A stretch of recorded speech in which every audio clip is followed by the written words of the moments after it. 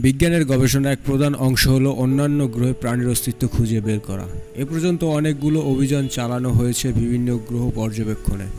Science fiction বইগুলোর সুবাদে সকলের মনে ভিন্নগ্রহী বা এলিয়েন নিয়ে রয়েছে বিস্তার কল্পনা।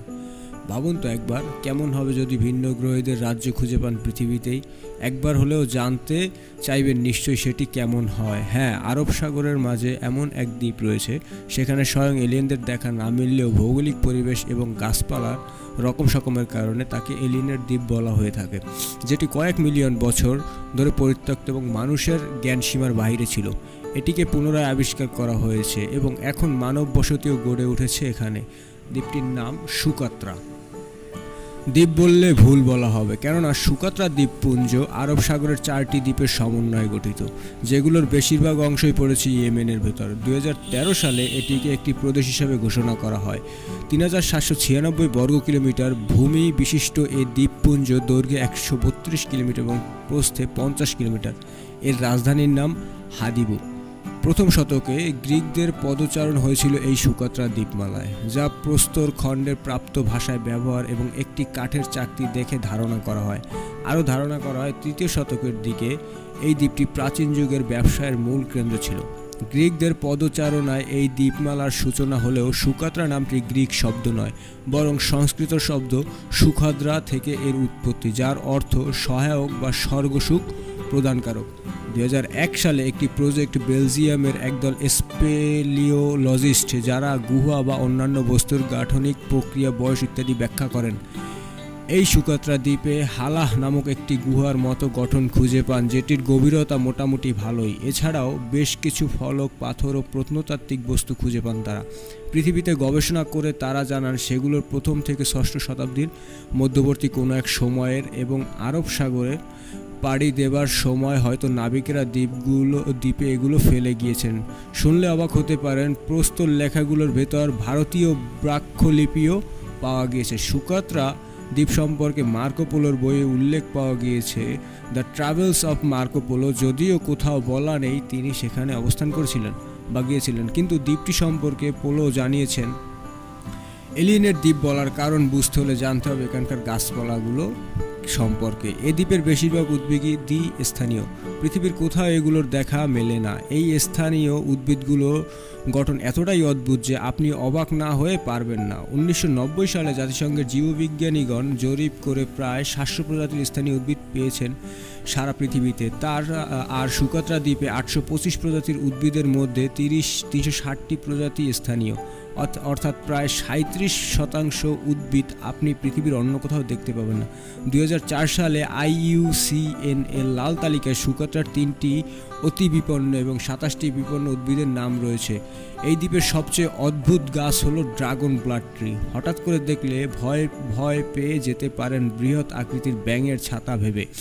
অদ্ভুত গঠনের ছাতাকৃতির এই গাছটি থেকে লাল বর্ণের আঠালো পর্দা বের হয়। ধারণা করা হয় বহুকাল আগে ড্রাগনের রক্ত থেকে এই গাছের উৎপত্তি এবং সে অনুযায়ী এর নামকরণ। এই গাছের আঠা এখন রং তৈরি এবং বার্নিশের কাজে ব্যবহৃত হয়। খুব বশত ওষুধ হিসাবে এবং প্রসাধন হিসাবেও এই উদ্ভিদের ব্যবহার ছিল। আরেকটি বিশেষ উদ্ভিদ হলো ডেনড্রোসিয়াস। এটি এক প্রকারের শসা গাছ। বিভিন্ন আকৃতির কাণ্ডটি লম্বা হয়ে চূড়া তৈরি করে, সেখানে হলুদ গোলাপি ফুল ফোটে। উভলিঙ্গ এই গাছের জন্ম এই দ্বীপের বয়সের দ্বিগুণ আগে বলে গবেষকদের ধারণা। 20 ডিগ্রি সেলসিয়াস তাপমাত্রায় এদের বংশবিস্তার অনুকূল। এই উদ্ভিদগুলোর অদ্ভুত গঠনই এই দ্বীপকে ভিন্নগ্রহীদের দ্বীপ হিসেবে আখ্যায়িত করে মূল কারণ। এছাড়াও রয়েছে পোমেগ্রানেট নামক ফুলের উদ্ভিদ। এটি 2.5 থেকে 4 ফুট পর্যন্ত লম্বা হতে পারে। ডিসেম্বর-জানুয়ারি মাসে সাধারণত ফুল এবং ফল হয়। ফুলগুলো সাধারণত গোলাপি এবং লালের কাছাকাছি রঙের হয়, আর ফল পাকলে তা হলদে সবুজ রং ধারণ করে।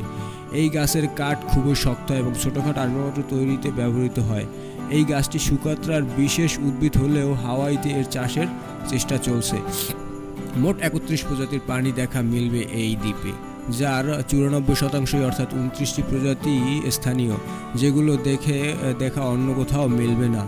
স্কিন্স পাবেন, টিকটিকি, নানা প্রকারের মাকড়স এবং 3 প্রকারের বিশুদ্ধ পানির কাঁকড়া দেখা মিলবে এই দ্বীপে। তাছাড়া রয়েছে বেশ কিছু প্রজাতি, তবে স্তন্যপায়ী প্রাণী হিসেবে বাদুড় ছাড়া আর কোনো প্রাণীর অস্তিত্ব মেলেনি। তবে প্রাণের বিকাশের ক্ষেত্রে দিন দিন ঘটছে পরিবর্তন। গত 2000 বছরে মানুষের বসবাস সেভাবে না থাকলেও গড়ে উঠেছে গত 2 শতাব্দীতে। এই যে বিস্ময়কর উদ্ভিদগুলোর কথা বলা হচ্ছে, সেগুলো এখন আগেকার উদ্ভিদগুলোর প্রতিনিধিত্ব করলেও খুব বেশি দিন বাকি নেই এদের বিলুপ্তি হবার।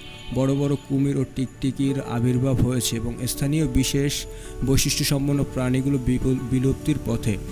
সুকাত্রা দ্বীপপুঞ্জে এখন যারা বাস করে সবাই মোটামুটি মাছ ধরে, পশুপালন করে এবং খেজুর চাষ করে জীবিকা নির্বাহ করে। দ্বীপবাসীরা প্রধানত খ্রিস্টান ধর্মাবলম্বী এবং তারা ধর্মীয় আচার অনুষ্ঠানও পালন করে থাকেন। মৌসুমী আবহাওয়ার কারণে জুন থেকে সেপ্টেম্বর মাস পর্যন্ত এই দ্বীপে কেউ আসতে পারে না। জাহাজে করে আরব সাগর দিয়ে যেতে পারেন বছরের অন্যান্য সময়। 1999 সালের জুলাই মাসে আন্তর্জাতিক একটি বিমানবন্দর স্থাপন করা হয় এই সুকাত্রা দ্বীপে, যার ফলে পৃথিবীর বিভিন্ন প্রান্তের সাথে যোগাযোগ ব্যবস্থা আরও উন্নত হয়েছে। দৈনিক আদেন প্রদেশ থেকে সানা প্রদেশ পর্যন্ত ফ্লাইট যায় এবং মাঝখানে রায়ান মুকাল্লা বিমানবন্দরে থামে। সুকাত্রা বিমানবন্দরটি এর প্রধান শহর হাদিবু থেকে 12 কিলোমিটার পশ্চিমে অবস্থিত। সুকাত্রার অভ্যন্তরে গণপরিবহনের পরিমাণ খুবই নগণ্য, 2-1টি মিনিবাসের দেখা মিলতে পারে। তাছাড়া আপনি চাইলে 4 চাকার গাড়িও ভাড়া করতে পারেন। পরিবহন ব্যবস্থা নগণ্য হবার প্রধান কারণ এই এলাকার ইকোসিস্টেম। গাড়ির অতিরিক্ত ব্যবহারে খুব বাজেভাবে ইকোসিস্টেম ভেঙে পড়ার আশঙ্কা রয়েছে, তাই ভ্রমণের বেশিরভাগ সময়ই হয়তো আপনাকে পায়ে হেঁটে চলতে হতে পারে।